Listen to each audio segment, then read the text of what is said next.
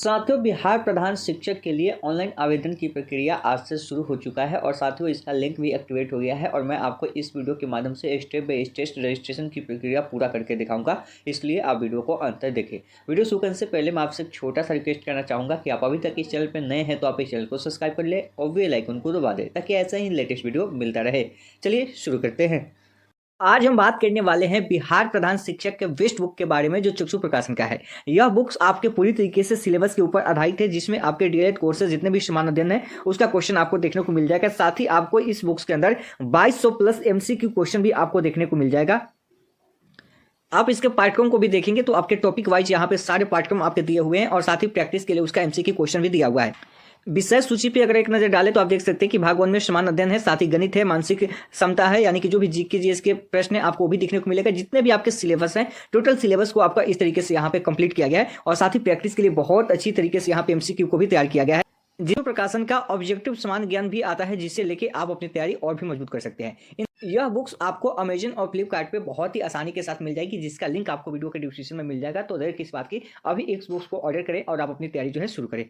तो साथियों आज हम लोग बिहार प्रधान शिक्षक भर्ती 2024 के रजिस्ट्रेशन फॉर्म को कंप्लीट करके देखने वाले हैं। आपको भी ऐसे ही स्टेप बाय स्टेप जो है इसको फिलअप करना है और कोई भी गलतियां आपसे ना हो इस बात का भी आपको ध्यान रखना है।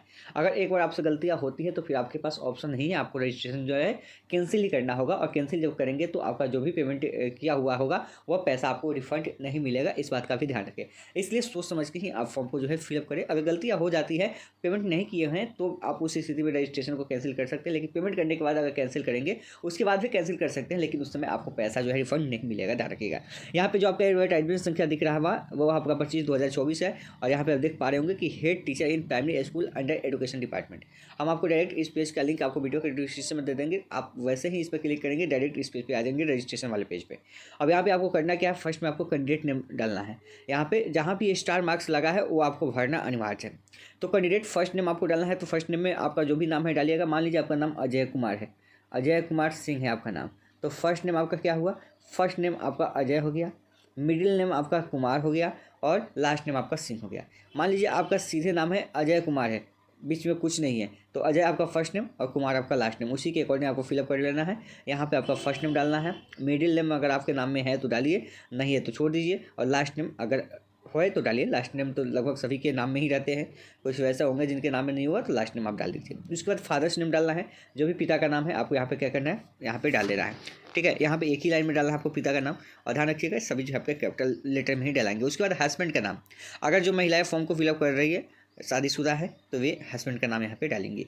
और साथ ही साथ यहाँ पे देखिएगा मदर्स नेम भी डालने के लिए आपको कहा जाएगा। हस्बैंड का नाम यहाँ पे कंपल्सरी नहीं है, डालना अनिवार्य नहीं है, लेकिन शादीशुदा महिलाएं हैं तो डालेंगे। ठीक है, ध्यान रखिएगा। मार्जिनल स्टेटस यानी कि आप शादीशुदा है या नहीं है या अदर है तो आपको यहाँ पे चूज कर लेना है। आप जो भी अपने अकॉर्डिंग यहाँ पे चूज कर लीजिएगा। मेल है, फीमेल है, थर्ड जेंडर है, इसमें से अब जो भी है मेल है या फीमेल है आप जो है इस पर टिक आउट कर लीजिएगा। उसके बाद आपको ध्यान रखना है यहाँ पे आधार कार्ड नंबर आपको डालना है। आपको क्या करना है, आधार नंबर अपना डालना है, जो आपका 12 अंकों का आधार नंबर है वो आधार नंबर आपको यहाँ पे फिल करना है। उसके बाद ध्यान रखिएगा, अगर आप आधार कार्ड नहीं डालते हैं, अगर आप पैन कार्ड सेलेक्ट करते हैं या ड्राइविंग लाइसेंस सेलेक्ट करते हैं तो फिर आपको 200 रुपये जो है एक्स्ट्रा देना होगा। इसलिए अगर आपके पास आधार नंबर है तो आधार नंबर डालिए और आधार का PDF फॉर्मेट में आपको अपलोड करना है और ये आपका होना चाहिए 100 KB का होना चाहिए। 100 KB के अंदर आपका होना चाहिए PDF, या आपका आधार जो भी अपलोड करेंगे उसका PDF फाइल जो है आपका 100 KB के अंदर होना चाहिए। और जब आधार आप अपलोड करेंगे तो दोनों का एक साथ ही करके अपलोड करेंगे। ठीक है, जो आधार का आगे और पीछे का जो होता है दोनों को एक साथ ही एक ही पेज में अटैच करके यहाँ पे अपलोड करेंगे। ठीक है, आगे देखिए, आगे आपको क्या करना है, R E citizen of India, क्या आप भारत के निवासी हैं, तो बिल्कुल है। अगर आप इंडिया के निवासी नहीं डालेंगे तो फिर फॉर्म आपका फिलअप होगा ही नहीं। Are you a permanent residents of state Bihar, क्या आप बिहार के अस्थायी निवासी हैं, तो बिल्कुल अगर होंगे तो यस डालिएगा, अगर आप नहीं है तो नो डालिएगा। ऐसे भी इसमें बिहार वालों को ही मांगा गया है तो आपको यस डालना होगा। आगे देखिए, do you belong to reserve category, क्या आप रिजर्व कैटेगरी के अंदर आते हैं, अगर आते हैं तो सिंपली आपको करना है क्या, यहाँ पे यस करना है।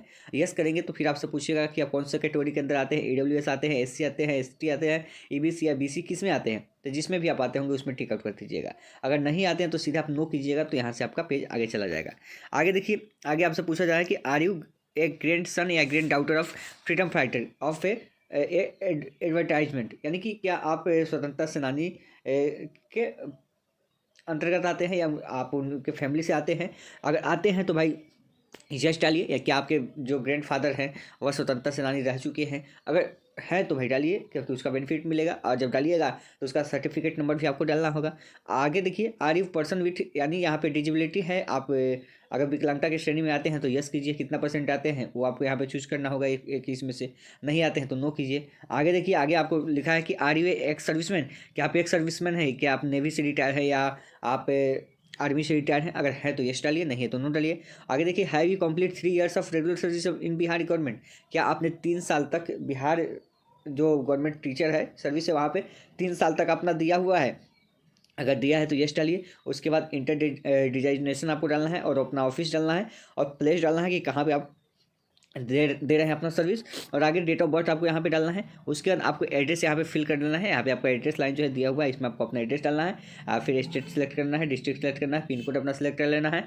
इसके बाद आपको यहाँ पे आगे क्या प्रोसेस होगा, और बस इसमें कुछ नहीं करना है आपको। नीचे आने के बाद आपको सिंपली यहाँ पे क्या करना है, आपको अपना ईमेल आईडी डालना है। ईमेल आईडी ध्यान रखिएगा, आप अपना ही दीजिएगा, साइबर कैफ़े से भर रहे हैं तो किसी दूसरे का मत दीजिएगा।